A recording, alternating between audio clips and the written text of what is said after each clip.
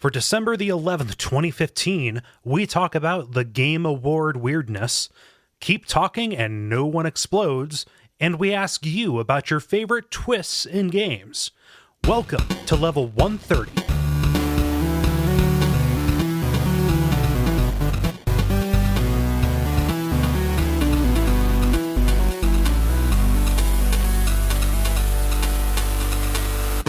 My name is Kole Ross.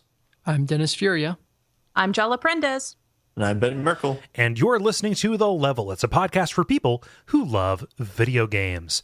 Boy, oh boy. I know people say this about the holidays, but this is a busy time. Yeah, Oh, no yeah? kidding. Oh my God. So much is going on. Like even just network stuff. Like we have that Chalice Dungeon episode coming out. Like nobody here plays Bloodborne, so you don't know what that means, but if you did, then you would have a reflexive just revulsion to that thing I just said. Yeah. Oh my gosh. Then we have Fallout 3 after that for Watch Out for Fire. It's like, just like so much game. Yeah. Like It's like 60 plus hours a game. Yeah. Well, we did Morrowind last year. Like, you know, it's just it's a bunch, like on top of like work and stuff. Like, are you guys feeling the same thing? Like, is there any room to breathe? We unfortunately just have one podcast. Well, there's nothing saying that. I replace other things in my life with podcast stuff, so there's nothing saying you guys don't have that other stuff that I sacrifice week in, week out for these people. Lose a friend, get a podcast. Break up with someone, get a podcast. Mm-hmm. Right. Just collect them. Just collect them. Turn your sorrows into. And I was going to say borrows, like borrow. Nope, nothing. Didn't work. This is my third consecutive hour of podcasting. So Turn your sorrows into burrows, and we'll make it slant rhyme, and we'll figure out what it means later. yeah, there we go. Just burrow in and listen to us talk about some video games. So Yeah. I want to lead off and say I do not support the multiplayer question this weekend. Yeah, so I read about half of them and read the first half of the sentence was like, nope. So well, we may end up having to dismiss you from it. yeah, I might be doing a lot of muting during that part. Well, you can only mute yourself. I don't know if you can mute us. Although I guess you can take your headphones I out. might do a lot of throwing my headphones across the room. No! Well, we are going to move that to the end just so people can listen through our normal stuff without having to skip around and try to figure out where it's safe to start again. Yeah. That's a smart idea. Yeah. Yeah. Oh, I just to cap off our inanity meter with some more banter. Can I give a holiday PSA for everyone? Sure. Yeah. So for those of you who have Christmas trees or celebrate Christmas in any form, garland is bullshit. What you should do is just go out and buy some ribbon, like for Christmas presents that you would wrap ribbon. They've got thicker stuff. Wrap that around the tree, and that looks just as good as garland, and it's twice as cheap. Half the cost. Yeah. You know, when I was little, I didn't know what garland was, and I could never hear the D at the end. So I thought people were saying garlic, and I was confused. Oh, no. And so I would just call it garlic because I didn't know what else to call it because I couldn't read at that point because I was really little. So I would call it garlic, and my parents still talk about it that way. Like, you remember when you said garlic? And I'm like, damn it, shut up. See, I always thought that people were talking about Jeff Garlin, and I was like, oh, he's pretty funny in Arrested Development. But how can everybody hang them on his tree? Is it He's like Santa Claus. He can be in multiple places. Yeah. Can you rent a garland? Huh. Yeah. Anyway, that's a thought that I'm staring at our Christmas tree right now, and we added it tonight. It is looking particularly beautiful, and I just thought I'd help anyone else who's doing that sort of decoration out. Yeah, a little bit of Pinterest cast going on here. Yeah, sure. Yeah. Yeah. No, I bought my so I've made it a new tradition that every year I'm going to buy a weird bird ornament to put on my tiny shitty Christmas tree. I haven't put it up yet, but I've got a really shitty weird bird. Oh, good. So I'll take a picture of the weird bird and share it with everybody once that happens. Is it officially an ornament, or is it something that you can kind of attach string to and have functions? I buy it as an ornament, just because that feels more challenging. Like I don't just want to stumble across a weird bird out in the world and then just put it on a tree. That seems to be in poor form. Like you know. Any Johnny-come-lately can find a shitty bird. Yeah, any Johnny-come-lately could just step over to that section of the grocery store Or the dollar store. Yeah, I'm sure the dollar store's got some really great stuff. Anyway, on the note of ornaments, though, I would think the weirdest, because I have a tendency of giving either really useful practical gifts, in jokes, or just something completely random that everybody just opens up and goes, what in the hell is this? Well, the last year I gave out a Santar. It's a Santa Centaur ornament. It's huge. Is it half Santa, half like reindeer? Yes. Okay. Yeah. Well, it's half horseish. Half Santa Claus, half Centaur. It's a fourth human, a fourth horse. Right. Yeah. Half Santa Claus. Yeah, but the Santa Claus as distinct from human? Yes. Yep. No, it's Santa Claus's body, but it's a reindeer's head. What is it actually? I'm sorry. No, it's just a big crappy ornament that's like, I don't know, 6 inches tall. I mean, it's pretty big. So if you put that on a tree, yeah, it's going to be, the fanciest bit of the Christmas tree this year. If it was like any larger, it would make more sense to put next to the tree and pretend it's attacking it. Right? Bum, bum, ba-da-ba. Yeah. Anyway. Yeah, we're coming up on it. I have no idea what to do. Every day I'm suffocating. Just oh God, when's what's going on? But happy holidays. Yay. We're here. We've done it. We've arrived. But as we said, we have a little bit of a non-standard show. Just because we have an earth-shattering, format-breaking multiplayer question. Suggested by Ollie, by the way. I don't think I mentioned that in the post. Ooh, there we go. Yeah. Great. But yeah, because it is about spoilers, we're putting this towards the end of the show. So normally it goes brief multiplayer grind. Now it is brief grind multiplayer, going back to the first 30 or so episodes of the show. Yeah. So cool. I don't want to waste any more time because it's going to be really hard to time this episode. So let us go into the brief, where we talk about things that are happening in the world of video games. It has been a very eventful week, I would say. Mm-hmm. Yeah. Does anybody have something they want to volunteer to go first? I got a quick one. Alrighty. PlayStation 4 multiplayer is free this weekend, so you can play multiplayer without having PlayStation Plus. Oh, neat. Yeah. Nice. I wonder what percentage of people are out there that don't have it. Who own a PS4 but don't have multiplayer? Yeah. Or don't have a PS Plus? I don't have PS Plus. Yeah, you're constitutionally opposed to it. Yeah, a little bit. Yeah. Did you have Xbox Gold or whatever? No. No. Oh, there you go. I did not know that. I just assumed you had it. So it is not like the thing. I thought you were cool, man. I did the PlayStation 3 multiplayer because it was free. Yeah. No. It's feasible that there's a person who is averse to monthly charges. Sure. Mm-hmm. And also, like, you still really don't trust Sony with your credit card. Yeah, you just get a PlayStation thing through Amazon because I trust Amazon for some reason over Sony.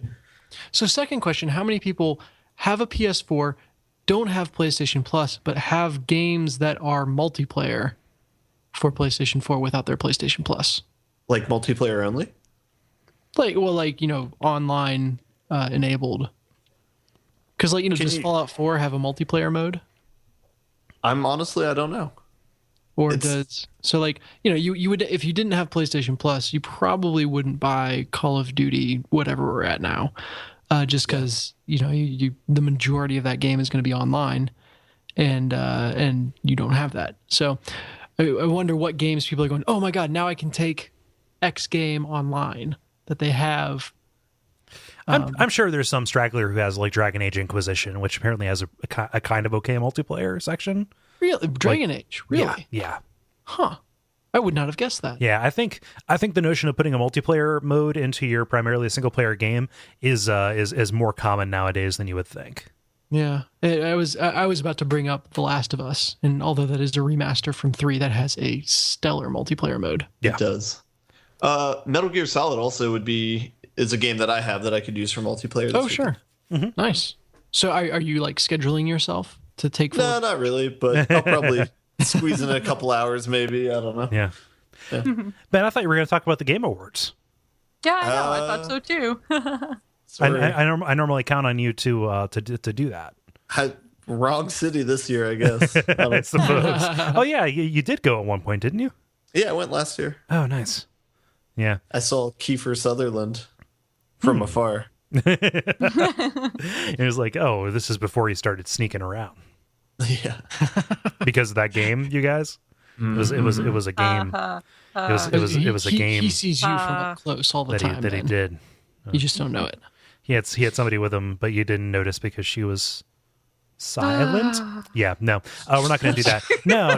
Like nothing about it seemed too noteworthy. Like I didn't really pay that much attention. Witcher 3 won the game of the year. Yeah. Oh, okay, good. Yeah. And then also Kojima wasn't allowed to actually attend to pick up his award, which that was another thing. But other than that, that's about the highlight of what I know. Yeah.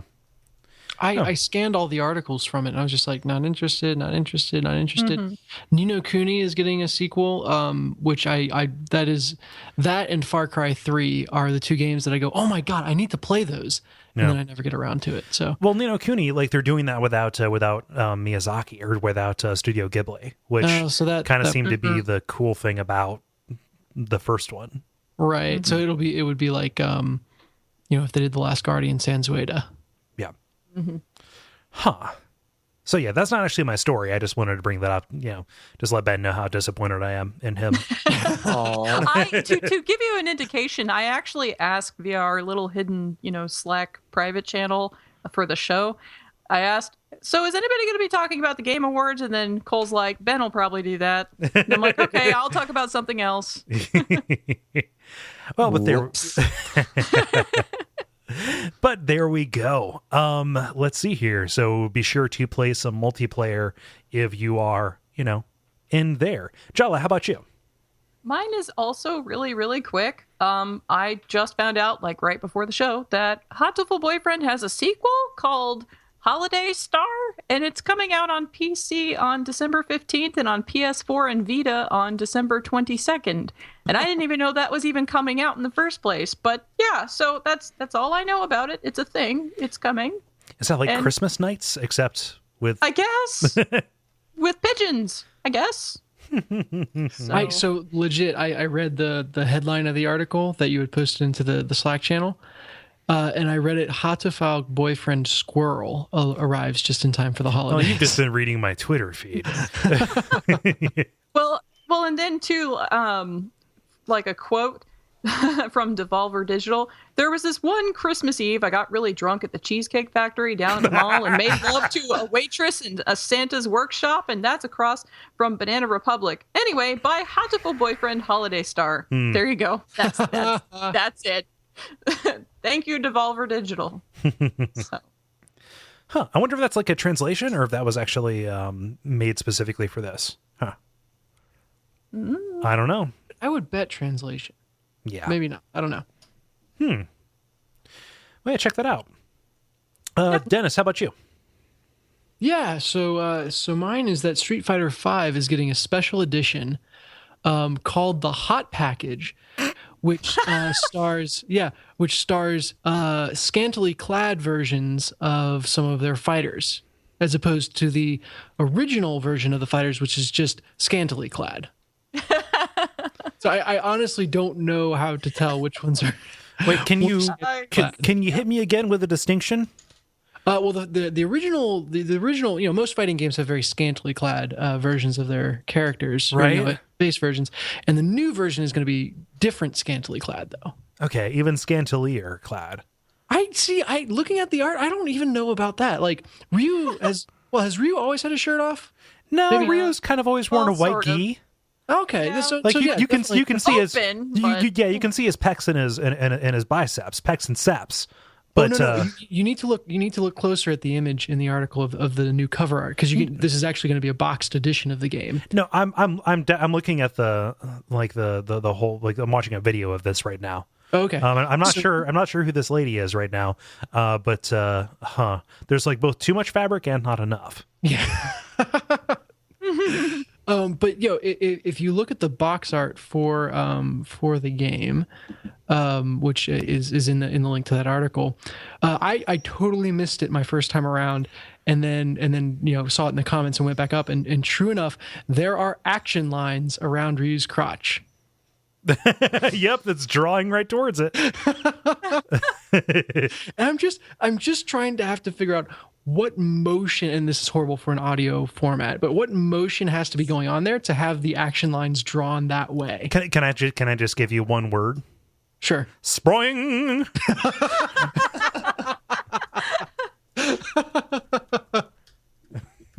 Yeah. Also of note, I caught this one on my own. Ryu's eyebrows go over his headband. Oh yeah, it's like a Sonic effect. They've always done that. Yeah. Have they? Okay. I Yes. just don't know the game. Yeah, that is on model for him. Gosh. Also the female character, which again I don't know who this character is. Chun-Li. That's Chun-Li. That's Chun-Li. Wow, that's hilarious. Like she's not as leggy, like even in the game. No, as, they changed that. Well, and granted, it cuts off just below the waist. So no, like even in the game, she's not as. Maybe it's the fact that she's not wearing like the skirt with the really defined line. Sure, in fact, it's mostly like it's all the way up the hip is where this cuts off, where this costume cuts off. But she does not appear to be. I've seen a little bit now, but Chun-Li's defined by her thighs. Well, she's doing the kick too, so I'm just full of shit. So. But people knew that. And also in the freeze frame, right, as she is knocking out this one guy who I assume is what's his name, mask guy Vega. Yeah, who I assume is Vega without his mask. Her panty shot or her crotch is only blocked out by like some magic crystal that is appearing around her as she attacks. So like I'm straight up like I'm getting like a full maybe quarter to a third Mons right now. Yeah. So this has the high potential to be creepy, Dead or Alive style. Very badly. For some reason, it gets away with it with a wink and a smile. At least from what I've seen. So I'm not sure. Maybe it's because they got Ryu and Chun-Li, or I don't know what. But this seems very good-hearted or in good fun. So maybe I'm sure it's just there are people who are taking it the wrong way because it's a hot edition. Of course, it's for that. But and I don't know. There's something different on this versus Dead and Alive. I can't quite put my finger on what it is. So they've built up goodwill by. Street Fighter characters have kind of been sexualized before, but like that's not what it exists for. Whereas Dead or Alive pretty much is what's his name from Team Ninja, sunglasses guy. Yeah. I forget his name too. Yeah, it's kind of his like, ooh, I'm going. It's the Bayonetta thing. Like I'm going to make my version of what I think is hot, and that's kind of what it's going to be for. And people are going to flame us because we are talking about sexual depictions of women in a game. So fuck you, I guess. But so they're cashing in on goodwill because they kind of haven't done this before. But I think old goodwill spends fast. Sure. So it's kind of like you're gonna get away with it this time, but I kind of expect better from you. Yeah, and again, just to circle back around to my original point, the idea that a fighting game, which fighting games are universally bad about having scantily clad characters, or notorious, I should say, for having scantily clad characters, like Pikachu in Smash Brothers, no pants on. Oh my god! I know it's untoward. But yeah, so it needs an amped up version from that is kind of humorous to me. Well, from what your article shows, they're doing it as pre-order incentives at GameStop, PlayStation Store, and Steam in North America, but it's only Japan that gets the special boxed version. So with Ryu action crotch lines, with hot Ryu is what it says. Yes, hot Ryu. That is Ryu. kind of the mimetic title for this version of Ryu. Is that he looks quite happy in the box art. He usually looks pretty pissed off. Yeah. He's also got a beard. What the hell? Yeah, well, that's a Street Fighter V thing. To mention that. Yeah. Oh, is it? Okay. Is that universal for Street Fighter V? Yes, I believe so. Most of the art that I've seen of him has had a beard. But also M. Bison has a white goatee, but he's also, it looks like he's wearing more clothes. I was expecting him to be like kind of all scarred up and stuff, but yeah. That's funny. That's really weird. Good stuff. I can see them not offering this in retail stores because, like, there are definitely games. I forget what publisher it was, but back when I was working at a video game store, the corporate had us keep certain games back and only put out like placeholder boxes because they were considered to be kind of too hot for TV. There's a specific line of like for some reason like bullet hell side scrolling shooters that is like way over sexified, that has like a bunch of like gothic Lolita girls. Like somebody will write in and let us know what that is, but it's like, nope, you can't put that out there because it's a bunch of sexualized young girls. I was like, okay, fine, yeah, I'm down with that. And then there was also a game, like apparently it's a series that people really regard well, called Record of Agrest War. Okay. And it's a series of like strategy, like tactical, like Final Fantasy Tactics Disgaea kind of things. With the idea being that like you're playing like generations down the line. So it actually seems like a pretty cool thing where you're playing as one generation. The choices you make in one chapter determine who lives and who gets to like, you know, be the head of the family later on. Right. Huh. Which is cool. And I'd be down for that because that was around a time when I would, you know, buy one of those games and play it. Except for the fact that the only edition that was available was the special edition that came with one of those delightful mouse pads that had the boobs on it. Oh, good. Yeah. You know, boobs that stuck out so you could rest your wrist because you want to be both perverted and ergonomically correct. I'm not making judgments about somebody who, like, I'm not saying you're a pervert for wanting to put your wrist on some boobs. That's kind of a drive for a lot of people. That's fine. I'll say that. I will say that. On some anime, on anime little girl boobs, take okay? A bold stand here. Your mouse pad is boobs. Probably a pervert. Dennis, I read the emails, okay? Forward them on to me. Go bring it. I'm just trying to make sure that we just heap as much on you, Kole, as possible here. Cool. Yeah, you're putting some weight on a structure that is not up to code. Yeah. Huh. Well, yeah. So Hot Ryu. It's the hot box. Mm-hmm. No, that's a different thing. Oh, it's the hot package. There we go. Oh, yes. That's still bad. Huh. that just not landed. Oh man. So there was so my story, there was some stuff that happened at the PlayStation Experience. I don't know if this happened at that. Yes, it was at the PlayStation Experience, where they announced that the Final Fantasy VII remake is going to be episodic. Yeah, I was kind of excited to hear what you thought about this, because that seems like an odd move. So I would rather them do this than kind of compromise it and kind of break it up and make it the greatest hits version of that. You know, granted, it can stand some editing and stuff, and maybe this will kind of fix some of that pacing where it's like, okay, we're going to break this up into discrete parts where like maybe one episode is the whole like Nibelheim kind of thing where you go into the past and it's the flashback and stuff. Like I could totally see that. Make Midgar a whole like a whole episode. There are lots of like break points inside of that. If it wasn't the case that like most examples of episodic games have been real debacles in terms of scheduling and stuff, I would be much more excited about this. But what I think this means is we're going to get 4 hours of gameplay in 2016 and then nothing again until like the end of 2017. Oh no. Like I don't know what the schedule is. They haven't talked about it. And a lot of the times in the past, the episodic move has been one to, you know, say like, well, we signed on for a much bigger thing. And I don't know if I would rather have a delay on a full big project, have a compromised product, or have this. Yeah, that's tough. So you think they are legitimately trying to buy themselves more time? Maybe. I have nothing to like base that on other than knowing what going episodic gives them. Yeah, sure. You know, and they're saying like it wouldn't fit into a single release. Is what they're saying. And like, yeah, I could kind of see that. Like, it's a really big game with a lot of scope. Mm-hmm. But we never have released a game of this size before. At this fidelity, with this level of kind of detail and, you know, acting like this is going to have voice acting and stuff. Yeah, it's also going to have like the active time battle. Like the battle system looks kind of cool to me. With the moving camera, like it looks a little bit more like a more fast-paced Crisis Core than anything else.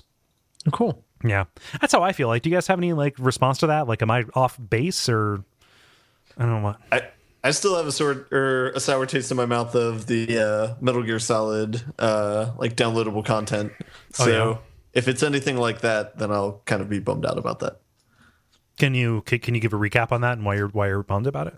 If it's like $20 and it's an hour of gameplay, then I would not be happy with that. Yeah. I wonder if it's something where it'd be a season pass. Like maybe they need the funding or a show of goodwill in advance. And so it's like, pay full price for this up front, get the first, or no, like get the first chapter of it for free and then pay us to get all of it at once. And then that'll go into helping finish the rest of it. Yeah. I see this could be a good thing for me. So I've played 10 all the way through. I played 13 all the way through. I then bounced off of 9 fairly early on and then got a good way into 6 and petered out. And so I'm kind of not sure I'm at the point where investing in the full game for 7, which I know is the game. Like that's the one for most people. If that's worth it for me, because I don't know if I'll ever get through it. And so to say, hey, we'll give you the first 5 hours of this or however long, first section of this for $5. I can, get that experience, kind of see it in a really cool way. And then, hey, if I can't get through the rest of it, then I've only invested so far, and that's fine. So yeah, it's almost like doling it out in smaller, more manageable chunks is not a bad thing for me. Yeah. Yeah. I've got to agree because I don't have time to commit or interest in committing to something that is that long of an RPG that's, gonna sink my life that much. Like I'm more likely going to fall off and just get disinterested at some point and then go off and do something else just to have a change of pace rather than keep playing the same thing for millions of hours, So like if it were split up into smaller chunks, the likelihood of me actually finishing all of it is higher. So you don't think that you would forget about it? Or have like friction coming back into it? At least we could, or at least I could forget about it in a discrete chunk, right? Okay. So I've completed something, even if it's not the full game. The other question I would have is if I was going to come to Final Fantasy VII, would it be lost on me playing this HD remake when I don't have any history with the first one? I can't say because I am so nostalgic about this game that I can't say, well, the story and the characters really carry this through like that. At a lot of points in that game is objectively not true. Yeah. Well, for a lot of people, I think, too, that it's Final Fantasy VII is old enough that this remake will also bring in new people who haven't played the original game at all, kind of like Dennis is talking about, too. So, like, I would think they would be designing it so that way, yes, it brings up that nostalgia part, but also, is accessible to people who don't have that history behind the game. Yeah. I don't know. I'm excited about it still. Like, this doesn't diminish my excitement. No, I don't think so. I also haven't played the original Final Fantasy VII, so I'd be interested in playing this. But yeah, hopefully, I don't know. Hopefully, it's not like a $200 price tag overall or something like that. You know what I mean? Yeah. But amortized over 2 years. Yeah. That gets into the whole how do you price a video game and what value do you put on the time you spend with it, and that's a rabbit hole we don't need to go down. Yeah, I don't want to do that. I think Jala's left for. No, I already said she's already done her thing. Hatoful Boyfriend. Oh, really? Yeah. There we go. We're good. Yeah, we did it. All right, cool. Yay. So let's mark that off on the checkbox, and we're good. The grind. Now it is time for the grind. It is so weird to do that right after the news, but there's a good reason. Trust us. Up is down, down is up. End is up. Where we talk about the games we have been playing, and I'm going to be watching the time a little bit more closely because the alarm for this isn't just going to be me getting tired. So Jala, it's been a while since you've been on here, so I'm going to throw to you first. Okay, normally I do co-op mentions, but frankly, it's been a while, so I played a lot of games with a lot of people, and that's a thing I like. So I'll just skip and say I've gotten to play a lot of cool games with our awesome community, and I love interacting with everybody, and even like my co-hosts. Hi, co-hosts. So anyway, stuff I've been playing. Main games, I've got 3. So Anna Extended Edition. This one was gifted to me by James Robinson. So he said I should play it with a guide open because the story is interesting, but the puzzles get really ridiculous. So that's how I played it. And there is a spoiler-free walkthrough available on Steam. So just FYI. Now, at the start, it looks like a benign adventure game. Like, it's really peaceful, pretty, idyllic. It gets progressively creepier as it goes, and it involves stuff like folk tales, cultists, alchemy, and so on. Mm-hmm. You start out as an amnesiac outside of a little sawmill in the woods. Surprise. And you feel like you should remember this place, and you feel compelled to enter the building. So the thing is, I tried to get into the house without using the walkthrough because I was like, I'll just start and see how it goes. And then when I need help. Yeah, how bad could it be? Oh my God, it's a freaking achievement to get into the house, I swear. Like, it is ridiculous. So yeah, totally have a guide open when you're doing this, or even better, just watch a Let's Play. All right. That bad, huh? So, yes. Okay, so anyway, before I talk about the story, let me give you a disclaimer. I've been studying miscellaneous ancient cultures, mythologies, and so on for the last several months. Okay, it's been like a stream of study for me. Now, most of the magical or quasi-religious, pagan-type stuff that crops up in this game is so mashed together from a bunch of half-cocked ideas that I found myself completely chafing anytime any of that crap came up. Like, I was just mad about it.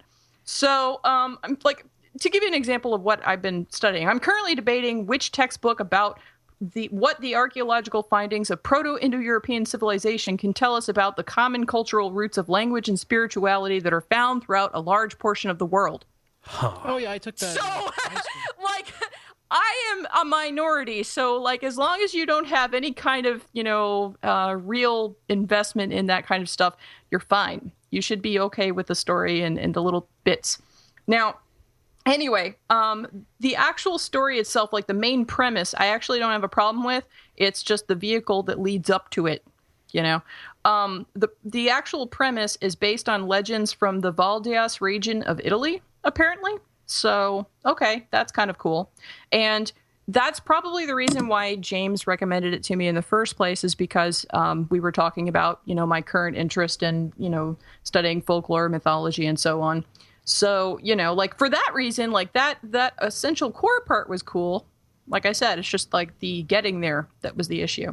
I think that the developer had a lot of great ideas. It was just in the execution, like, this game is knocked for the story being kind of opaque insofar as, like, how the facts are presented to you as you go through, and then also for the puzzles being too hard. Now, the opacity I actually don't have a problem with, because you're an amnesiac who is kind of going through this place and suddenly remembering little snippets that are not going to necessarily be in order, and you are reading through books and looking at stuff, and it's not going to necessarily come to you in a way that makes sense. So, like, that part doesn't really bother me, and by the end you do understand what's going on. So, like, that doesn't bother me. So really, it's just the puzzles are ridiculous. About the story, though, it's weird, but I was more interested in the random, creepy, freaky things that happen just as you're walking around doing stuff.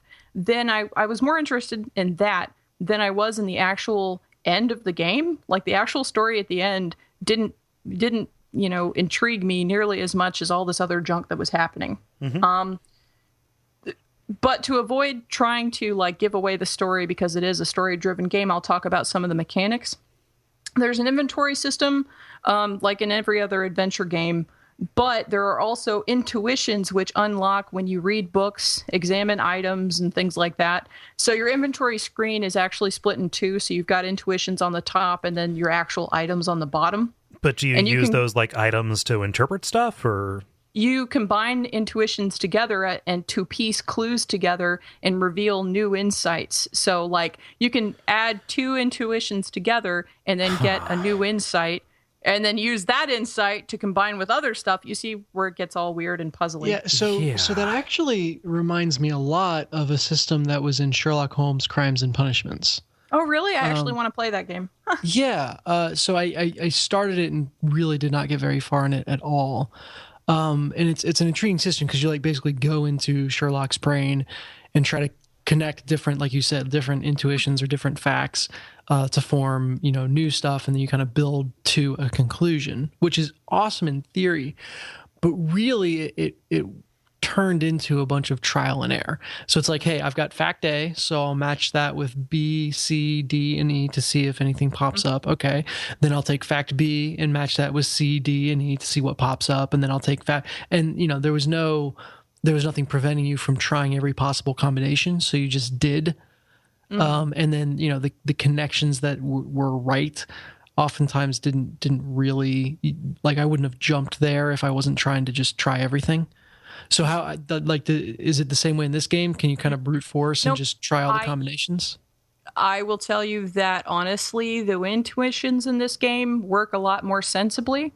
I didn't have that problem whatsoever insofar as those are concerned. Now, of course, a guide's going to tell you combine these to do this, but like if you're looking through them and actually just poking through the little tidbits of information, you've already pieced it together before you even get to, combining intuitions. So like you do that, and that just kind of verifies that you're on the right track. So no, it actually works. That's good. That's the way I think the Sherlock one wanted to work, but didn't. But that's kind of bullshit, isn't it? Like the idea of turning something like insight, like shouldn't they design it so they give you the player the insight?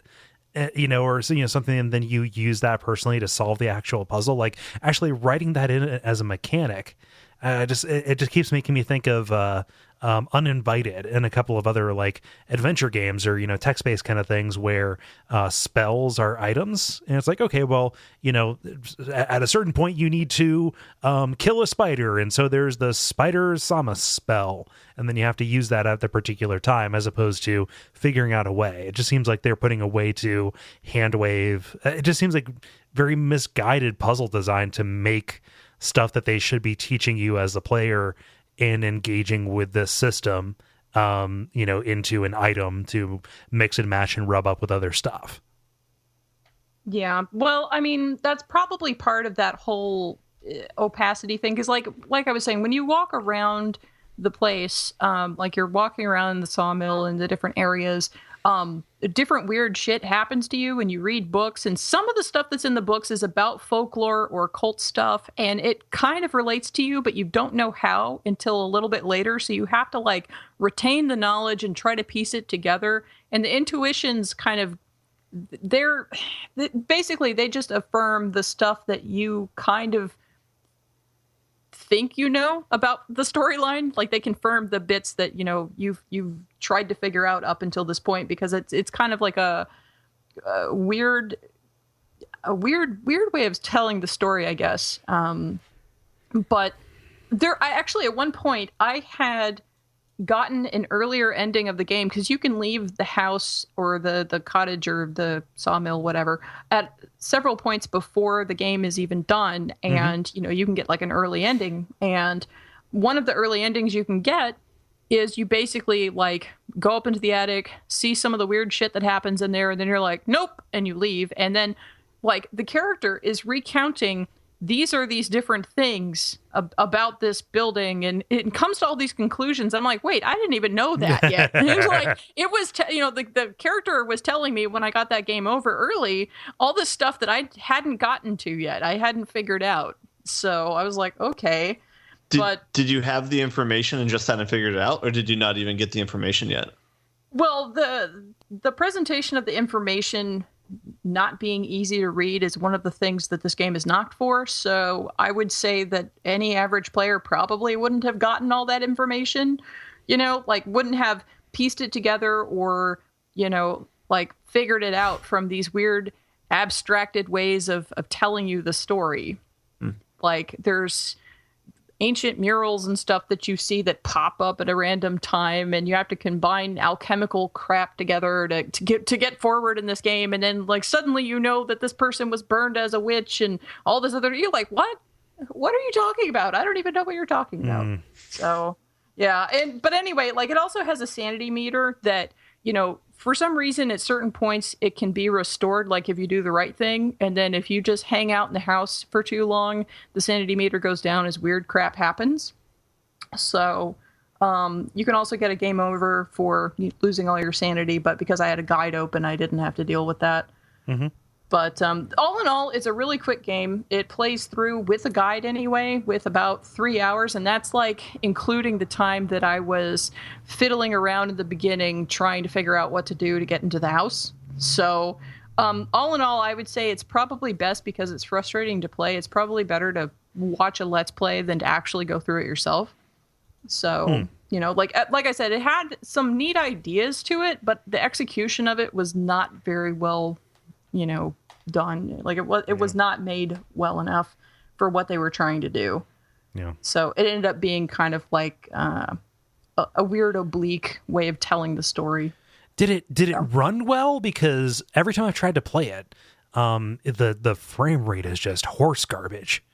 I've never had a problem with it. Like it ran perfectly fine on mine. It just seems really weirdly optimized, maybe just for the hardware I'm trying to run it on, both Windows and Mac. Like that's not the problem, but I don't know. Well, I didn't have any problem with it running. That was no problem. So, what else? Okay. Well, moving on. Next one is Hakuoki. Now, let me tell the story about how I found out about this game. I went kimono shopping online, and for anybody who cares, I got one used from a resale shop in Malaysia for $20, including shipping. Wow. Anyway, yeah, that's cheap as hell. Anyway, this triggered a smart ad for the live-action Rurouni Kenshin movies, which triggered memories of the parts of the series that I liked, and that caused me to look for games related to the Bakumatsu era of Japan. Wow. So I found Sword Kenshin, which is terrible, don't play it, and also Hakuoki. Now, Hakuoki is an otome visual novel game, but it centers around a complex, dark, and violent story that features the Shinsengumi, human experimentation, oni, and a hell of a lot of fighting and death. And I like fighting and death and oni and stuff like that, so this is totally cool for me. So it was really, really well written, with lots of interesting characters in it. You play as Chizuru Yukimura, who has come to Kyoto looking for her father, who is a doctor, who was called away on duty and disappeared a month ago. And she's dressed up as a boy in order to avoid being hassled because, you know, young woman on the road.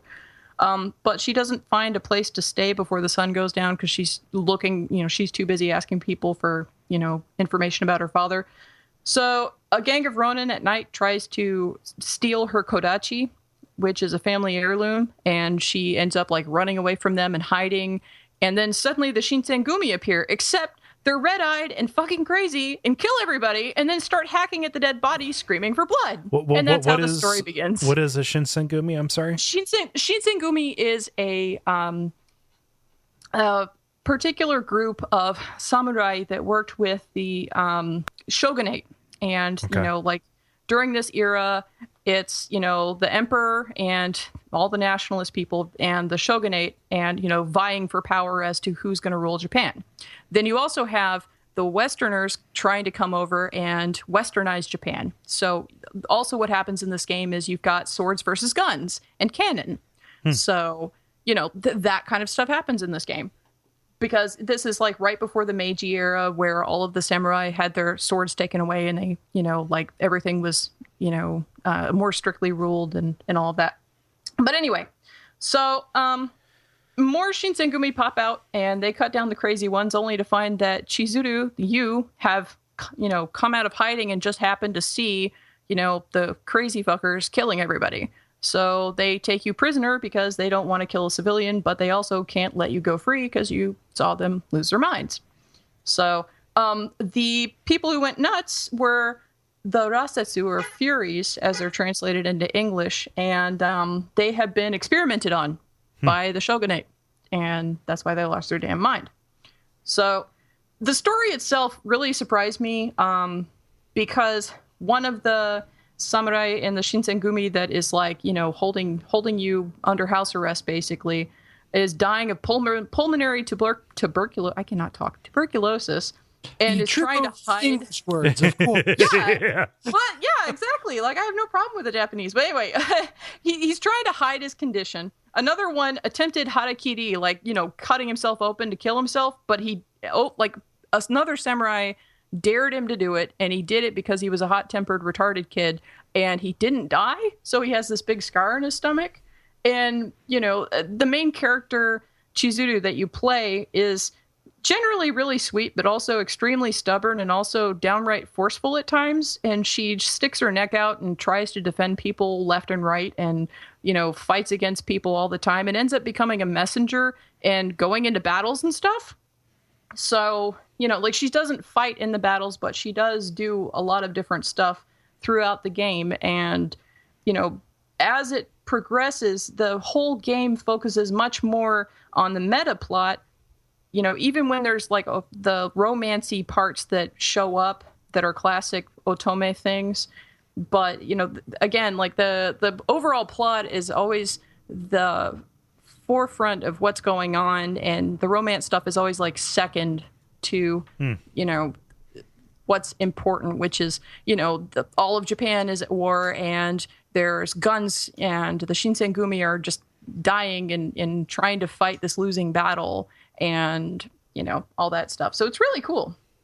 But in Japan, there have been a bunch of different games released, I think 5 total across a bunch of different platforms. But in America, there have had 2 releases.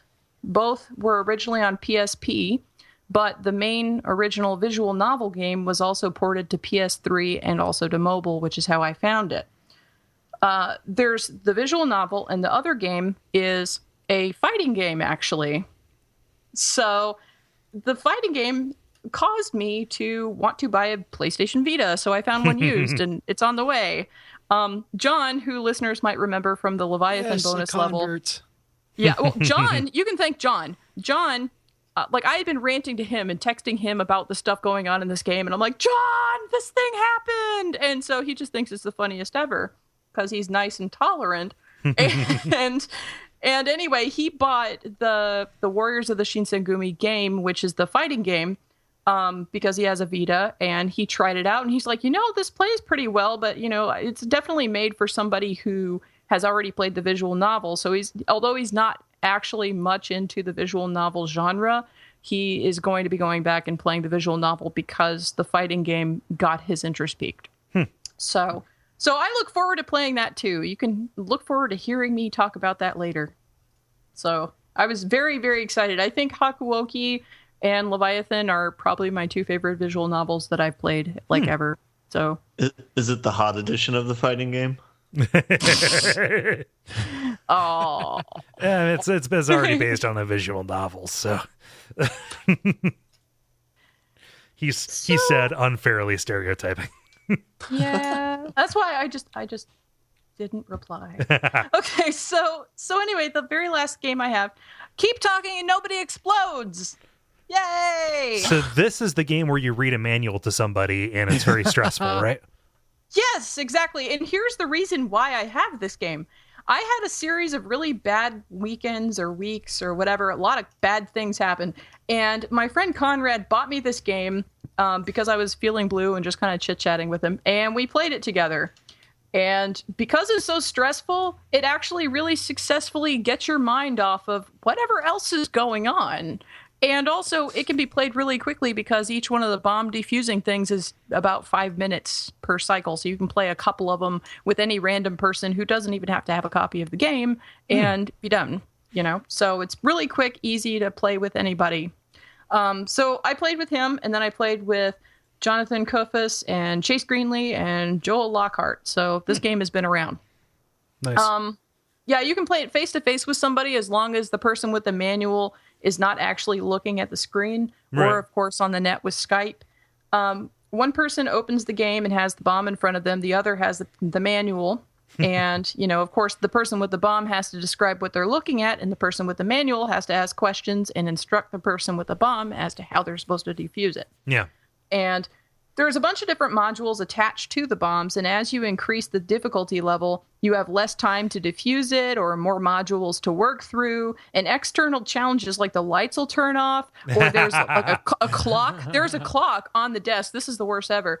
the clock will go off, like the alarm will sound, and it will just be wah, wah, wah in the background until you hit the snooze button. And like I didn't have time to mess with the snooze button because we didn't have much time left. So I was just sitting here listening to that, trying not to get aggravated and stressed out by this, wah, wah, when I'm trying to defuse this bomb.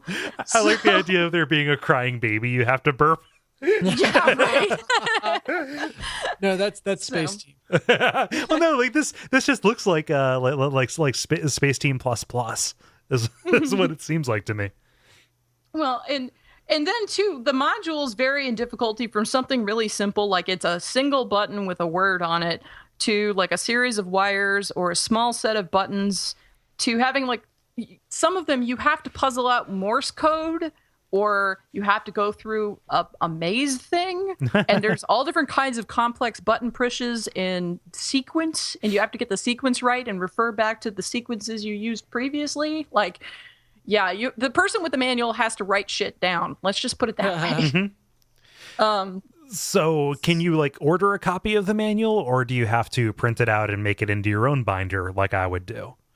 It's at bombmanual.com, so you can just look at it on a web page or pull up a PDF and print it if you want to. I don't want to have it electronically because I don't want to be able to control F. Like, I really don't want to be able to do that because I want to. Yeah, but like if I tell you, Kole, so this button in front of me looks like an Alien 3, like it's got little antennae and like a little squiggly at the bottom, like. That's literally how I refer to one of the buttons on one of the modules. What? Like, you're not going to be able to control F that, okay?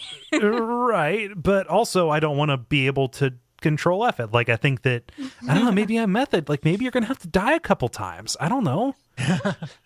Well, this is kind of cool. They have, like, port identification. If you're going to die method, you're only going to do it once. Yeah. Well, no, it's her. I'm on the other end. Like, it's going to be, I'm going to be, like, I'm not saying I'm not going to be sad, but... I mean, if your method, you will act as if she had actually died. No. and then you have to find some in-world rationalization for why you're able to try again. Yeah, you'll have to like fake being pulled back in. You're the only one who can do this job, Kole. And it's another Jala. Let's see here. Well, the manual itself actually also contains a bunch of frustrating things. Like there are a bunch of if this, then this statements. So if the serial number ends in an even number, then cut the blank wire. Or if there's one yellow wire and less than 3 batteries or something like that, like those kinds of statements. So like if you are being pressured by the person who has the bomb and they're like, come on, we got like 1 minute left. We got 2 modules. Come on. Then you're like, where's the information? So, yep. Yeah. I'm looking at like the last page is just a visual description of a bunch of ports. Yeah. So like, a DVI versus VGA or serial. Well, it's that's because like if one of the things says if you have an RCA port and then the person who has got the bomb is like, what the fuck does that look like? Then you can describe it and say, well, you're supposed to be looking for something that looks like this. Nice. I also like that the manual's in black and white. Oh, wait a minute. Oh gosh, I just like this manual's. It's a subject of experimentation on its own. Like I want to read this thing. Well, and one thing, David and I were talking the other day, and he was saying that he wants to do like a keep talking and nobody explodes like extra thing, like maybe like bonus level, sure. Yeah, bonus level or like a live stream or something. Do it as a stream, yeah. Yeah. Mm-hmm. Huh. Let's see here. Wait, on the subject of who's on first, I feel like I'm spoiling this game by reading this manual. But no, the subject of who's on first, what? Well, it's definitely a lot better if you don't know going in anything about it. But to be fair, as you increase the difficulty level, it doesn't matter. You need to be familiar with that manual to do like 6 modules in 3 minutes. You better know the manual and you better be able to describe everything. So. Nice. Huh, well, this is cool. I like this seems like a really good stream game to me. Cool. Anything else on No One or Keep Talking and Nobody Explodes? Nope, that's it. Okay. Dennis, I'm going to throw to you. Yeah, so I've just got one new game. I mentioned the Far Cry series earlier, specifically Far Cry 3. And we had like a Secret Santa thing where you could kind of put items on your wish list and know you were going to get them. So I put the Far Cry compilation on my wish list and picked that up, which is Far Cry 2, Far Cry 3, and Far Cry Blood Dragon, all on one disc. So yeah, I've been playing Far Cry through. I've been playing Far Cry 2 for the past 2 days since I got that. I started this probably, close to a decade. No, 5 years ago, I would say. Everything is becoming a decade ago to me. But I started this game probably 5 years ago. It was in my hardcore trophy horror stage. And I missed a trophy pretty horrendously and accidentally saved my game over. And that actually got me to like rage quit and send the game back. And ever since then, I've kicked myself and been like, you should have kept on playing. That was a really fun game. So this is kind of my return. I anticipate playing through 2 and then 3 over the holidays. And yeah, man, this game is holding up to time. It's not just nostalgia. Fortunately, I'm finding that had me thinking about this game from time to time. It really is a fun game to play. So kind of the story is that you're tasked to go and kill an arms dealer that is supplying both sides of a war in Africa. You show up in Africa and immediately get malaria and kind of are incapacitated. And then you get drawn into this crazy web of the war going on and being sent on missions for both sides. It kind of get pulled into this really losing sight of your original goal because everyone is shooting at you and you need to shoot back. So it's very much an open world game. Like very early on, it's just kind of like, hey, here's the world. Here's a map and GPS. Good luck. Which I kind of appreciated. I didn't remember it being quite so undirected, but it's fun. And the major thought that I had about the world as I've been playing is it's surprisingly peaceful. Like, I don't know if this is just kind of I needed a Zen game and so I'm playing it that way, but traveling through this world and just kind of taking in the different vistas, especially at night on foot, is very eerie and peaceful in a way I did not expect. Where I've just I've been walking through the brush, headed towards some kind of firefight eventually, but I'm a long way away, and I accidentally drove my car into a river, which has happened more times than I'd like to admit. So I'm on foot, and I'm just like, this is really serene. It just feels wild and other and really cool. So I was not expecting it, but that's kind of the thing that stood out to me the most in the game. Well, that's awesome. Yeah, it's surprising. Everything I remember about that game is people being able to shoot at you from like a mile away. Yeah, that's frustrating. There is no stealth system. Once one person knows where you are, everyone knows where you are. But at the same time, I think the game rewards a different kind of combat than we've come to expect from first-person shooters. So I would say the majority of first-person shooters, combat takes place at a range of 10 yards. 10 to 20 yards out from you. And that's you're looking for enemies in that range. You're kind of using cover and maneuvering to get around them. The combat in Far Cry 2 plays out over distances of about 50 to 100 yards. Like you very much like you kind of drive your car, approach the checkpoint, kind of slow down, turn off your headlights and hop up into the mounted gunner's position, kind of scout around, see if you can pick out some bodies, and then start using the machine gun to pick people off from a range of like 50 yards. And they'll start freaking out and returning fire, but you kind of manage your distance so that unless there's a sniper or a rocketeer, you kind of clear the outpost with everyone kind of being a speck off in the distance. I don't know if that was intentional, but that's the most effective way to do things. And again, because it is such a gigantic world, like this is an open world game, you kind of have the space to do that almost all the time. And the times where the combat has been less enjoyable is when you are crammed into a kind of more dense location. I mean, do they ever force you indoors?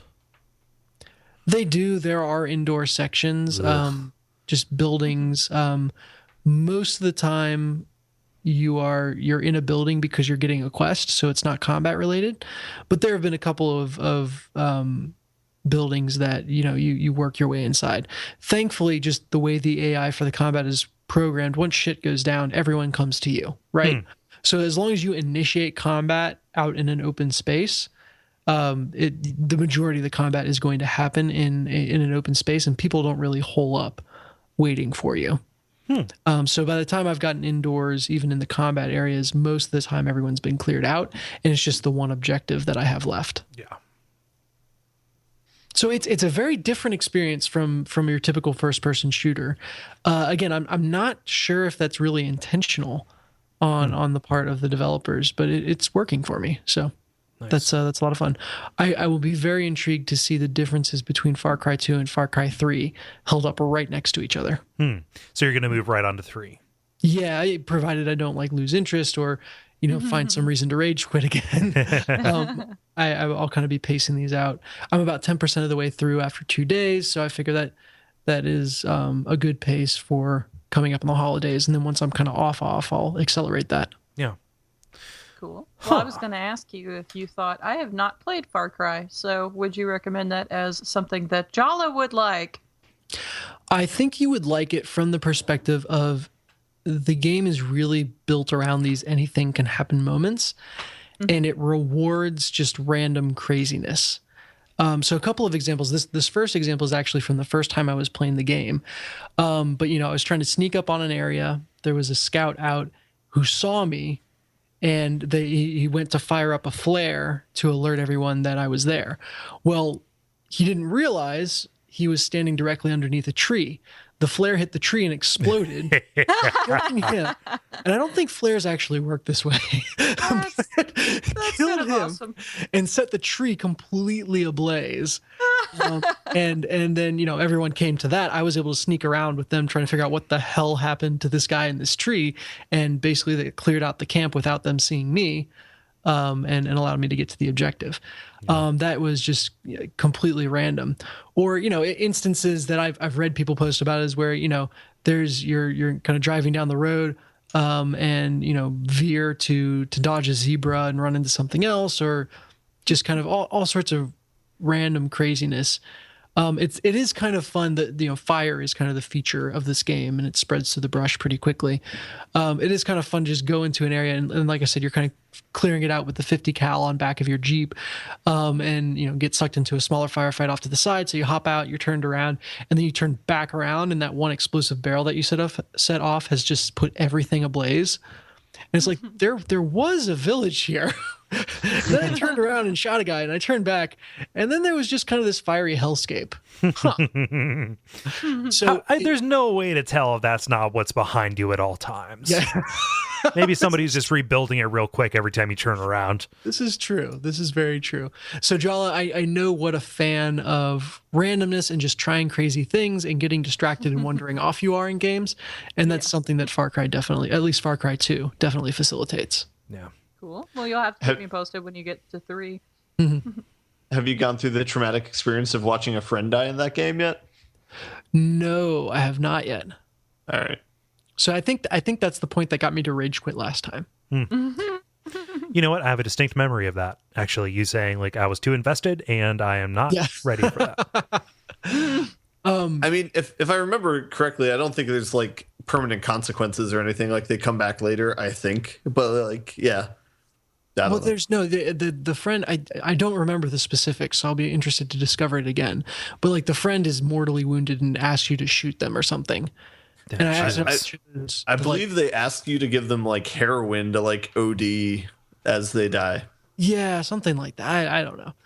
And I think I meant to do the no, I'm going to save you, and accidentally chose the okay, here, die. Final thought on the game is the save system.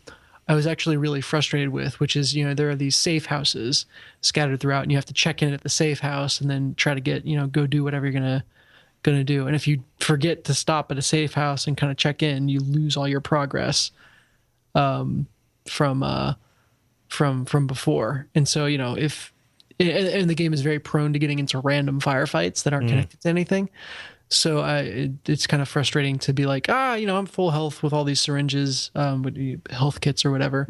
So I'm fine. I don't want to, go down, because all the safe houses are kind of in isolated positions. So I'd rather stay on the critical path, and then you wind up undoing a lot because you accidentally, set an entire lookout station on you and couldn't handle it. So always be saving. Save hygiene. Yes, that word is coming up more and more on this podcast. Yeah. All right. Yeah, that's me. Ben, how about you? I don't have too much. I've just been continuing to play Fallout. It is a long game, it turns out. Spoiler alert. So I just got to, I think, level 31 maybe. I've gotten further on the critical path and made there's a couple of like kind of bottlenecks where it's like you need to make one of these choices and it's semi-permanent. And so I've done that a couple of times. I feel like I'm probably a good 2/3 of the way through the game maybe. But we'll see. You have a history of misjudging that. You might be like one encounter away from winning. That could be true. Yeah, maybe I'm very optimistic that I have a lot more game left. Well, no, I think games in general tend to be split up into acts, and like sections, and the rule is like section 1 is basically like half the game to 2/3 of the game. Section 2 is the remaining, whatever. Fractions are hard. Yeah, fractions are so hard. The remaining everything but a 10th.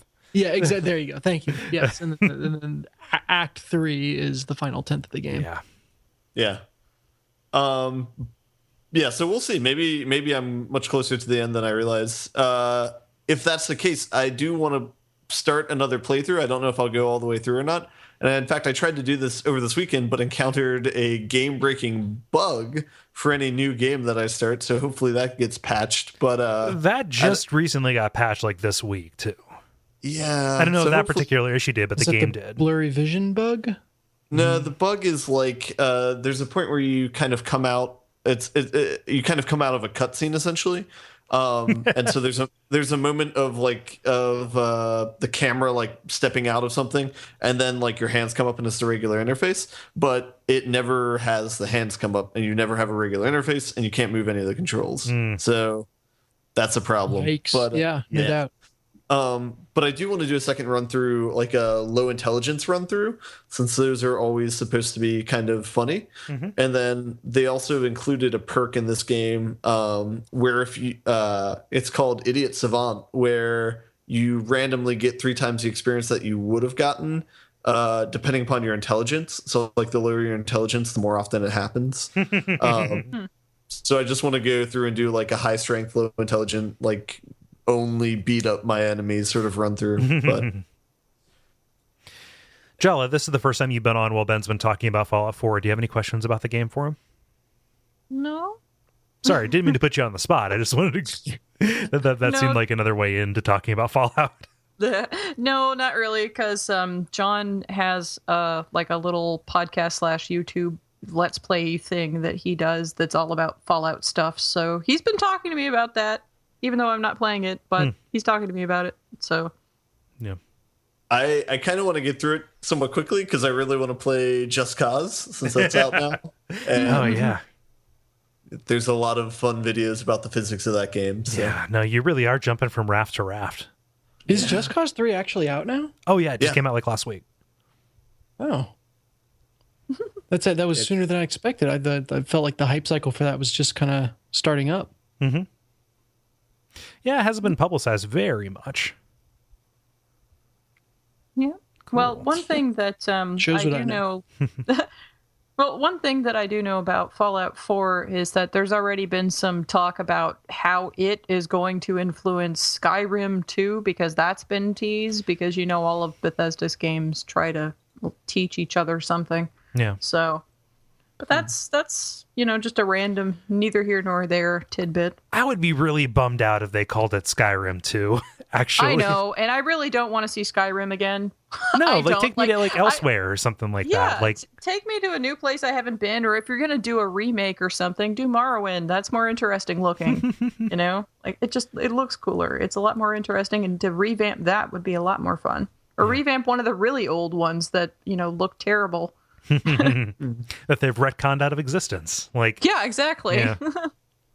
I wonder if their like lesson is they're going to do more with like home bases or something in Skyrim. I don't know if that's a good idea or not, but whatever. Yeah, well, that's one of the things that has been going around is like, chit chat about whether or not like the settlement type of thing that you can do in Fallout 4 is going to be an aspect of Skyrim 2 or Elder Scrolls 6 or whatever.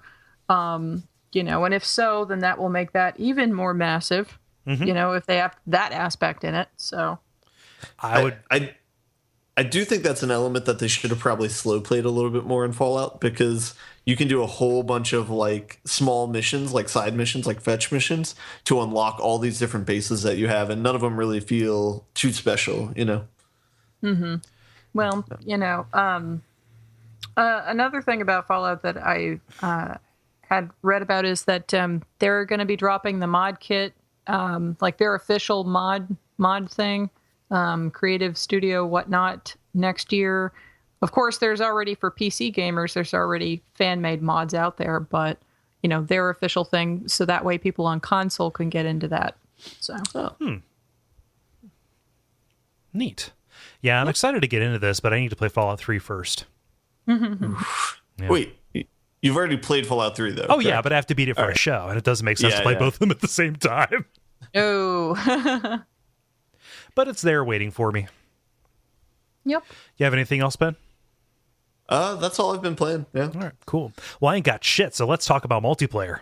Done. Multiplayer. Now it is time for the multiplayer, and kind of commensurate with the weirdness of this, we have two things that we're going to do. First, we're going to tell you all of the credits admin stuff at the beginning, so that anybody who wants to bow out now can. And also, Ben is not going to be joining us. Surprise, surprise. Sorry. No, we don't believe. I do not begrudge you that at all. But yeah, if you're listening to this, the usual stuff, the Patreon, the Facebook group, the Slack channel. If you are a donor at that level, it is always a fun place to be. I know that I mentioned a total for the Duckstream event last week, to bordering like just above like $4,000. And so Gary and Brayton and Nick went to that event. I'm very sad that I couldn't have gone there, but presented that, and they, talked about us and said nice things, and that's secondary, but it's also like a big event. We were the second biggest donor and contributed to what is the biggest one event take, donation. Yeah, I saw that. That's fantastic. Yeah, the only donor who gave more than our community is like the biggest science and medical research center in Oregon. So that's amazing. Fuck yes! Thank you so much to everybody who who watched and participated and gave. Like, it's really, really cool. And thank you for reading poetry. Oh yeah, I did. For I did my do little that, didn't portion that I popped in. Yep. Yeah, so that was fun, and all of that is available on twitch.tv/Duckfeed.tv. I'm trying to get it to YouTube, but the Twitch exporter is just the worst goddamn thing. But you can go there and check that stuff out. But yeah, so this is the moment where I'm going to tell Ben that he can take his leave. It's not that we don't want you to stay, but you better tell everybody where to find you. Yes, well, you can find me at Merkelizer. Okay, but don't send me spoilers there. On Twitter. Yeah, yeah. Don't send Ben any spoilers. Yeah. No, it's bad for his health. Yeah, he will throw things. It will be bad. Don't do I read all the feed before the show, and I was literally getting stressed out reading some of them. I cannot palpitations. People think that's a joke, but you really are averse to that stuff. Yeah, sorry. He's got weird an allergy. Well, thank you so much, Ben. All right, Bye, see Ben. you guys later. Later, dude. Yeah. Is he gone? What a jerk. Hate No. that guy. Fucking Ben. I love Ben. You'd be nice. You haven't known him as long as we have. No, it's It's perfectly fine. And this is the point where anybody who's listening who's like, you know what, I don't want to go in for that, you can stop listening as well. You're not going to hurt our feelings. And at the beginning of each of these responses, we're going to say which game it's a spoiler for. So, let's just get it all out on the table. Dennis, can you read the actual question? Yeah, so this question, inspired by Ollie, is what are the best twist moments in video games? Yeah, so anytime where there's a turn, anytime where there's a big reveal, any of those, I need to vamp and fill in time while I grab my notebook because I have no note cards on my desk, which is inexcusable. I've got 600 of them in the same room as me, but none within reach. And here we go. So I will read Kilo's first response, which says, it's about Zelda, Ocarina of Time here, rather. Kilo writes in about that saying, I know it's not big now, but when Link was suddenly 7 years older and Ganondorf had wrecked Hyrule shit, I really felt like everything had changed. True that. That's a big change in tone for the game, too. Like, it gets so much darker. Sure. Yeah. You played any Zelda games? Dennis? Who are you talking I have not. Well, no, I take that back. I played one on GBA, the Minish Cap. Okay. And did not get very far through it at all. And that's about it. Okay. Huh. Yeah. That is a big turn. Like, I think that may kind of borderline on the World of Balance, World of Ruin stuff in Final Fantasy VI. In terms of like a tonal shift. Maybe like it the was world one has. that I actually, it's one that I actually liked. So I was like, oh, good. Yay. Serious, dark, bloody things. I like those. Redeads. Give me all the redeads you got. Yeah. Let's see here. Jala, what does Franz say about Bloodborne? He says about Bloodborne, that moment you realize Bloodborne isn't about werewolves. Yep. Impossible. Wait a minute, but all the marketing. No, it's so much more. Please. Man, we had a lot of fun recording the Brotherhood of the Wolf episode of Bonfireside Chat, because that has a little bit of design cues for Bloodborne. I like talking about movies. That's a thing. Dennis, what does Gustavo say about Fallout 4? Gustavo says Fallout 4 main quest line, but to be fair, I thought the plot twist was going to be more outlandish. Oh, that it's as mundane as... I don't know what the twist is, actually. And that would be one that I would be kind of mad about seeing, actually. Yeah, so good job. Good on you for not actually spoiling that. Yeah. So. Thank you, Gustavo. I about called you Gus, and that was probably way too familiar. You always risk that when there's when there's a very obviously shortened version of a name, and it's like, no, only my parents get to call me Gus. Yeah. So, let's see here. Amanda writes in about Final Fantasy VIII saying, FF8, when you find out, spoiler, that all of the main characters grew up together in a foster home with Sorceress Edea, the social worker, and they have forgotten because they were using espers or whatever they were in 8. Guardian Forces? This was mind-blowing when I was a teen because of all the implications of training child soldiers and stuff, and how the military takes advantage of young people who don't have other options. Yep. People rag on that twist for being kind of dumb, and yeah, there's not an awful lot in there to like build up to it. Like, if everybody's linked, you kind of want to lay those seeds a little bit earlier, but I liked it when I was young, but then again, I played that game when I was 12. So, I don't know. Yep. Jala, what does Tim say about Knights of the Old Republic? I was going to ask you what that shortened thing was anyway. Okay, anyway, your player character is Revan. Yes, the character that was built up to be the big bad the whole time. The whole time. Yeah, I feel like that's a twist that actually doesn't ruin the game, because you're still going after somebody who is really bad. Like, it doesn't change an awful lot to my mind, but... But it does. Dennis, what does Steven say about BioShock Infinite? He says, for him it was BioShock Infinite. I know the game has some issues, but 2 long play sessions over a single weekend made the ending of that game click for me in a very special way. Mm-hmm. Yeah, I remember playing most of that in one big session too, at least when I first played it. It was pretty intense. I don't know. I feel like even like that kept on giving twists even through the DLC. Yeah, that really did. Yeah. It's interesting. There's kind of this weird dynamic where, because you play games over such a longer period of time, you can kind of marinate it for longer, which has the potential, one, to make the twists that much better if you still don't see them coming, or two, it has the potential to kind of, in this scene, unfortunately happens more times than not, to kind of allow you to kind of puzzle out, okay, I see what's going on here. This all makes sense. Yeah. I don't know. Like it's almost like they have to be more actively putting in the cues. They can't like count on you having seen something, right? And in the previous sitting. Yeah. Let's see here. Eric writes in saying about Dark Souls. That's hard. That's hard to call that out.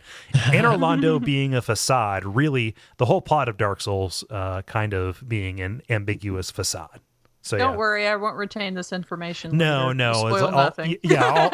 All of this, like the names are not going to mean anything to you if you haven't been there. No. So, but yeah, nothing is as it seems. Like it is a little bit of a Wizard of Oz story, at least that section of it. Yeah. Jala, what does Ollie say? Oh, good Lord. He's got a lot to say. Oh. Hi, Ollie. Okay. First off, it's his question. He can do what he wants. Yeah. But he's like, Merkelizer must be off this week. Yeah, he did. He went off. All right. Anyway, had a great debate with friends over this a couple of weeks ago. Is it possible for twists to work in games? We kind of came to the conclusion that they don't, as your active participation removes you from analysis and leaves it hard to figure out the twist in advance. And that's what the best twists are. You can see them if you pay attention. Yeah. And then now about Braid. I do think that Braid's twist is amazing. You can get little hints to the true story all the way through, and yet it still took the wind out of me. When I turned back time the last time, I was shocked, but all the hints flashed to my head, and I nearly applauded. That is great video game design. Yep. And then also about Shadow of the Colossus, it gets a special mention. The slow realization that I wasn't a force of good, that I was killing non-aggressive monsters, and that it was actually killing me as I did it is one of the most affecting things I've ever experienced in games. That's a pretty good example of like, they tell you that up front, like you're not going to like this and you're going to have to give something up when you do this. But you think when you walk into it that this is going to be a video game and that it's going to be hard and a trial for the character, as opposed to like, no, actually, Dorman never lied to you. Yeah. This, and I think this can only happen in a video game. This is the kind of, like, you start that in Shadow of the Colossus out thinking, oh yeah, this is probably bad for me, and you might even kind of laugh about it, like, oh yeah, there's no way that those those black ribbons are good. And then it's hard to even call it twist because it happens slowly, that you kind of, almost like a frog in a pot of boiling, or a water that's warming up to boiling, you kind of realize, oh, this is at some point you're like, I'm definitely going to hell for this. There's something irreversible happening here. Yeah. And it goes from kind of the laughing. It's a feeling, I imagine, of, going from laughing about, I smoke cigarettes. Yeah, it's probably going to get me to, oh shit, I have lung cancer. Ooh, you bummed me out. Oh, sorry. But that's I think that is a twist that cannot be achieved in a 2-hour movie. Yeah. Or that kind of gut-wrenching realization needs to happen slowly. Well, specifically, like a lot of the famous twists in games are like, hey, you did this with your own hands, didn't you, you monster? Which is speaking directly to the player as opposed to pointing out some kind of monster in the story. Like, falling down at the end of that was like, oh, wait, I'm the bad guy? Well, fuck yeah, but spoilers for Falling Down. Dennis, what does Allison say? And also get her other response down the line. Allison says everything that happens in Chrono Trigger. There you go. Also, honorable mention goes to the ending of Act 1 of Broken Age, and I'm going to ask that we don't discuss that too much further because I'm playing it on my Vita. Yes, I have no idea what happens at the end of the first act of Broken Age. So. Okay. Yeah. Chrono Trigger, like there's definitely a moment in that. Like it's a 20-year-old game now, so we can talk about it, I suppose. But there's a point where your main character just straight up dies. Yep. Yeah. And I believe reviving him is optional. Huh. I did not know that. Yeah. Interesting. There are endings you can get without him. Cool. Yeah. Pretty good. Sam writes in about Deadly Premonition saying, definitely when Deadly Premonition reveals the identity of the mastermind behind the events of the game. For as crazy and off the wall as Deadly Premonition gets, it actually provides evidence for an observant player instead of cropping it out and using a complete ass pull. That is right. It's there if you want to see it. At least the first reveal. The second reveal does similarly come out of kind of nowhere. But not really. The clues are there too now that I'm thinking about it. Man, Deadly Premonition is so good. Oh my gosh, I kind of want to play it again. But I can't. Let's see here. Jala, what does Michael say about Portal? Michael Farmer says, finding out the cake was a lie. I'll never forget. And the internet will not let you forget. Nope, because it's everywhere, even fucking 10 years later. Of course. God damn it.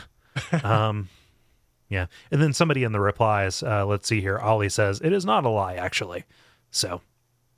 Well, and then there was another reply after that where someone took it serious and was like, no, actually, this is a serious answer to that question. Yeah, Tim writes in about finding the rat den, like actually getting behind the walls and finding evidence of other test subjects and realizing not all is as it seems. Yeah. Nope. Yeah. Dennis, what does Noah say about System Shock 2? I see. Is this about System Shock 2? Yes. Yeah. The Polito form. The Polito form is dead? The Polito form is dead. Insect. I assume that's the inflection I should use. Yes, because it's Shodan. Yeah, we didn't even talk about System Shock 3 being announced. Oh, yeah, that's a thing. Yeah. Yeah. There we go. I didn't like System Shock 2 very much, so I'm happy for people. I'm happy for people who are happy. But that is a good reveal. That is definitely like a high watermark for that game. Let's see here. I'll pick up with Jeff, who writes in about Mass Effect, saying, when you learn that Saren's flagship is actually a Reaper, the scope of the game just blew open at this point. One of the only true reveals of a bad guy behind the bad guy that really worked. Wait, you mean Zeromus didn't work for you? Oh, man. Yeah. That was like man, I wish Mass Effect, the first one, was better. Yeah. They need to remake that with the Mass Effect 2 engine. Yeah, that's a really good idea. Yeah.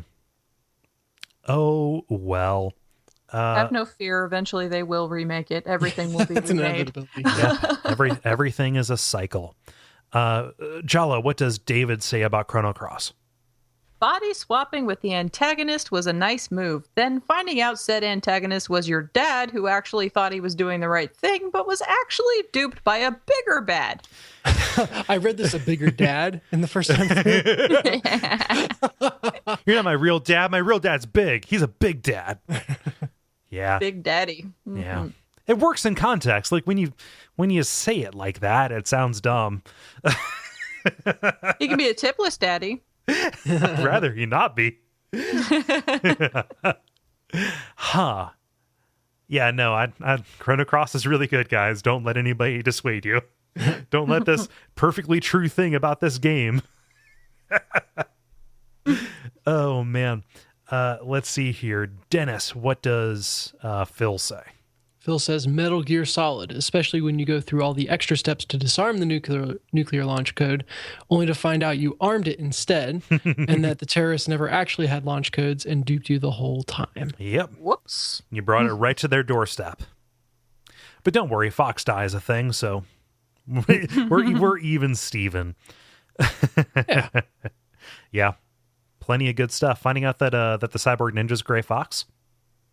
That's another I feel good like one. you could throw any string of words together, and I would believe it's a twist for Metal Gear Solid. Oh man! When you mean the Falcon found the antidote, I'm not good at improvising these. No, that's exactly Okay, cool.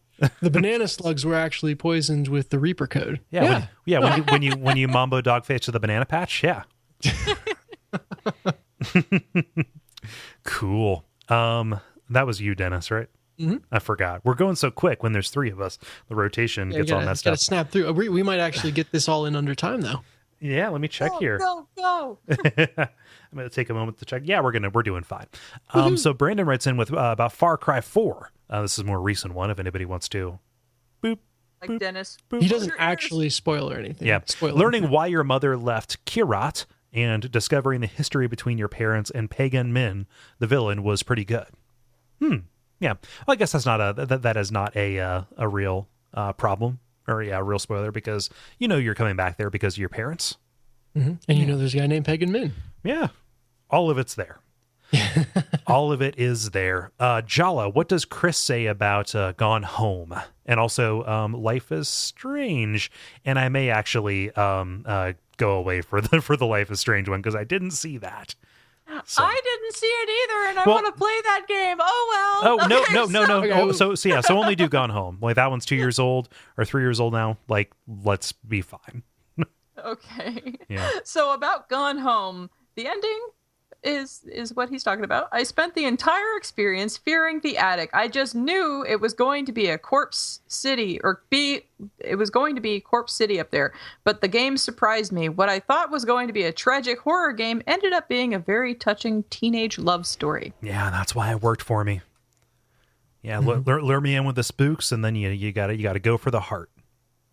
You gotta find a word for heart that rhymes with spooks now. Yeah, can't. I'll be researching. Too late at night. Sorry. And then there's a comment on Life is Strange on the Facebook page if anyone wants to go check that out. Yep, but we have a quorum of people who are interested in playing that game. So let's see here. Dennis, what does Josh say about the old Spec Ops? Josh says, the ending, not the epilogue, of Spec Ops The Line for sure. The way the game got progressively more and more trippy, the finish really hit home. Yeah. I am due to go back to Spec Ops, actually. That is a short enough game that I wouldn't feel bad about replaying it. Oh, it's a short game? You might get me to play it. How old is it? That's like 2012, I think. 2012? Yeah. Okay. Maybe before that, like we'll try to do the 2011 of how long until you can do it for WoF. It was okay, so that's actually going to be really tough because we did that bonus level about it. Like if it's on the network, like we can't justify actually. Can't triple up. Like we can do, like people have asked about it and we've directed them toward that bonus level because I'm actually really proud of that. Mm-hmm. But yeah, that was 2012 when that came out. I should reach back out to Jorg and see if he wants to talk about Dreadnought. Oh yeah. Ooh, go for Dreadnought. It. Sure. Let's see here. That was you talking about that. So I'll pick up with Ricardo, who writes in about Assassin's Creed, saying the Assassin's Creed 2 ending, when Minerva starts talking directly to Desmond when Ezio finds her. That I totally did not see coming. Now, I feel about Assassin's Creed. So I played Assassin's Creed 2, and even still, I feel about Assassin's Creed spoilers the exact same way that Dennis feels about Metal Gear spoilers. You can just arrange anything. Like it's like Destiny. It's all proper nouns. Like go nuts for donuts, man. I remember this. I remember the oh shit moment of wait, she's talking to Desmond. Mm-hmm. Like past memory person is talking to present time person. Mm-hmm. But I don't remember anything else. And also, like, you know how the Assassin's Creed series falls off / I don't know how much they ever draw that story to conclusion. And in my mind, the Assassin's Creed overarching story is just this gigantic cock tease where they're never really going to tell you what's going on. Mm-hmm. It's the Lost problem, right? And I'd be interested. I'll just have to go look up a plot synopsis or something that analyzes what is good, because I'm intrigued by the idea of what actually is going on. It's a really cool premise, and I think to this day, just the premise of Assassin's Creed and genetic memory and all that stuff is one of the strongest out there. But I don't know that I'd ever go back through the games to find out the whole story. What I want is a summary of what happens in the main story. Most of the summaries that I've seen just kind of pull in a bunch of the side stuff too, and it's like, I don't want to know that Hitler that's the barbarian version of Hitler. I don't want to know that Hitler was working with the Templars, like, and he was working against Stalin, who was also with the Templars. Like, it just doesn't work for me. Like, I just want to know what happens with the main characters, and that's it. Oh gosh, that's probably my cue to have Jala finish this out. What does Gus say? This is distinct from Gustavo. Yes, this is a legitimate Gus. Hi, Gus. Okay, Okay, so the ending in Metal Gear Solid 3, when Eva explains to Snake that the boss's defection to the Soviet Union was a ruse for a secret mission in which she was to steal the philosopher's legacy. But after Volgan nukes a laboratory, her mission is revised to where now she must be killed by her trusted protege in order to prevent nuclear war while still conducting her original mission objectives. What a punch in the gut. Yeah. And it's hard for me to read this with a straight face because after Dennis's assertion, I'm just hearing like random silliness in my head. All of this means something. It's actually a really, really good plot twist. Oh, I know it is. I played the game. Yeah. It's awesome. But yeah, still, it's still hard for me to read it with a straight face now. Yeah, Thanks, Dennis. It's how just copy and paste me talking about Chrono Cross onto this. I assure you it's really good. I don't care how dumb it sounds. It is. It's really good. It is. Metal Banana Gear Slug. Well, they did have an Ape Escape tie-in in 3. So yeah. So yeah, let's go ahead and go around with ours. Oh yeah, I guess that's a thing, huh? Yeah. Yeah. Dennis, you have one in the hopper? I have one, yeah. It's the twist from Jack 3, where they explain who the Precursors, who is this like ancient mythical race that you've kind of been chasing / getting direction from / maybe they're still around the entire 3-game series. There's a big reveal at the end of it of what it is. And it's essentially, sorry everyone, it's a super old game. It's essentially a race of people just like Daxter, like little weasel type things. And it's just, it's part of the reason I love 3 so much, because 2 got way up its own ass with its darkness and grittiness. And I've talked about before how 3 was like that perfect balance where it kind of had the wink and the smile to everything. And that was just the ultimate, like, of course that's what it is. It was kind of a laugh out loud moment where, you were expecting it to be something really grandiose and heavy. So that's mine. Cool. I'm going to go ahead with mine. I could talk about any number of things in like the Silent Hill series. Like the twist at the end of Silent Hill Shattered Memories is really, really good. The midway twist in Silent Hill 3 also good, but I don't want to ruin these things, right? The reveal of, what really happened with James's wife and 2 also really good. But I'm going to pick one that's kind of more recent and a little bit easier to get to. And I don't think it actually changes much of your kind of enjoyment or interpretation of the game. Little Inferno. Did either of you play that? Nope. No, I remember you talking about it, and from my memory, it's one of those kind of like slow, gut-wrenching realizations in the line of Shadow of the Colossus. But that's from me remembering you talking about it. A little bit. So it's, in practice, the game is more of a toy than a game. Like you're burning stuff just to watch it burn and ordering it from a catalog and trying to get them to interact by mixing up these combinations, and kind of like you see the name of this combination you're supposed to make and then you try and intuit what you're supposed to put together. And you are burning these things to earn enough money to buy more toys, which will earn you more money to buy more toys, until ultimately the turn happens. And it turns into a little bit of a point-and-click game because you find out that this is like a post-apocalyptic world where it is winter out time all the side, and everybody is burning these toys to stay warm, and this is a massive waste of time that you are complicit in. Yeah. And so this game where you are wasting time by burning things is a commentary about kind of meaningfully spending your time in real life.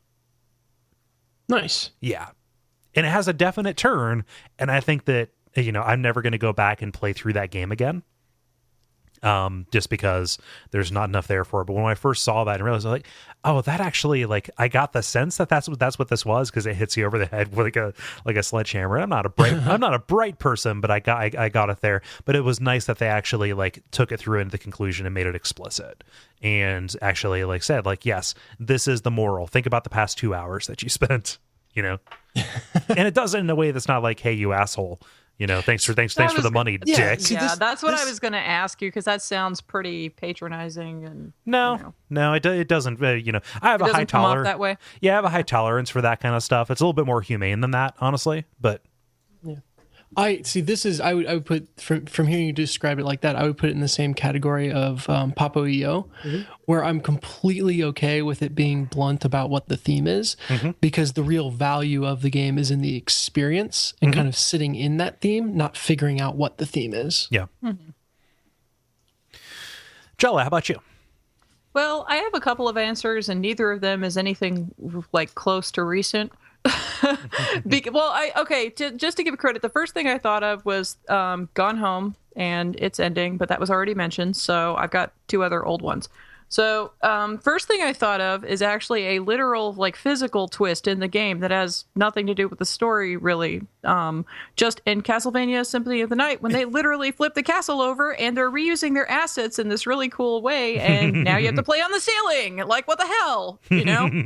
That was pretty cool. So that's a literal twist for you. That's how my brain works. So that's how my brain works. That's what I was thinking of first. And then other than that, I guess story-wise, the only thing that really came to mind that was just like, this struck me, and it's really because, like, I played it when I was little, was Lunar 2, when you find out the Galleon, who was the big bad guy in the first game and who still seems to be a bad guy, like, reincarnated, and goddamn, he won't ever go away.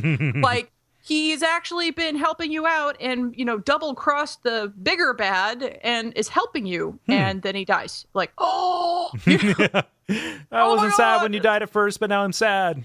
Yeah, Some now I'm Professor sad. Snape level shit. Yeah, it was pretty cool. And he was my favorite character. So, yeah. Like, not in the first game, but in the second one, yeah.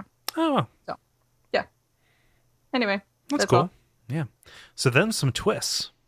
Yeah, those are some twists.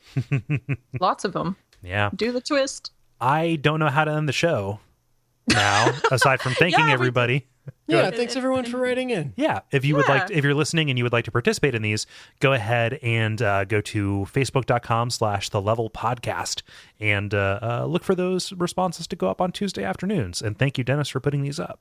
And sometimes Jala, too. Oh, I want to put out a PSA because this is really, it's bugging me. There was someone in the Slack channel who suggested a really good question, and I saw him like, oh, I'm going to use that. And then I went back to the Slack channel today, and it was archived, and I can't figure out, I can't remember who asked it or what the question was, but I remember it was really good. So if Use that's you, Evernote! I remember you. You are not forgotten. Post in the Slack channel again, and we'll get that question on air. But also, this is a little bit early, but I'm going to be going to PAX South. So, yay! Anybody who wants to go to PAX South, there's already a few people who are listeners who have said that they will go. I will be there. We can arrange to meet up sometime. I'll be there on Saturday and Sunday, and I was thinking about meeting up with whoever wants to on Saturday night. So, anyway, so if you're going to be going to PAX South over in San Antonio, let me know via the Facebook, my Twitter, Slack, whatever. Stuff. Neat. Yeah. So I think that's all the PSA kind of stuff. I have been Kole Ross at Kole Ross on Twitter. I've been Dennis Furia at DFuria on Twitter. Forever, Jala-chan! Whoa, that is really loud. And oh God, Ben left, so we have no way to end the show. We have to be on this call forever, All right, okay. or at least until Ben comes back. I'll just re-edit his response from before into the end. That way we're good. Technicalities. You can find me at Merkleizer. Also, stick around for titles.